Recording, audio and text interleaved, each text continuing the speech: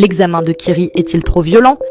L'examen de Kiri est l'un des plus impitoyables qui existent. Contrairement aux autres villages, où les tests sont conçus pour tester les compétences des ninjas, à Kiri, il ne doit en rester qu'un. À la fin de l'épreuve, un seul ninja doit sortir vivant et pour cela, il faut vaincre ses camarades. Ce système brutal élimine ceux qui ne sont pas assez forts. Vous voulez un village de ninjas faibles? S'exclame grand-mère Chiyo, grande politicienne de Suna.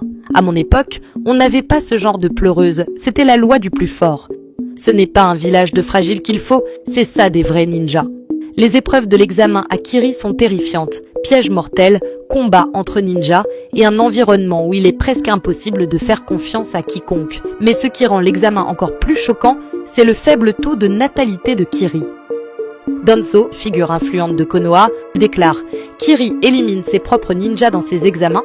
Parfait, ça fera moins de ninjas à affronter dans l'avenir. » Enfin, l'actuelle Mizukage, consciente des critiques grandissantes, travaille sur des modifications qu'il faudrait apporter à l'examen pour que le village aille dans la bonne direction. Cependant, elle se réjouit tout de même que comparé aux autres villages, Kiri subit très peu d'attaques criminelles, soulignant que la plupart des criminels viennent de chez eux.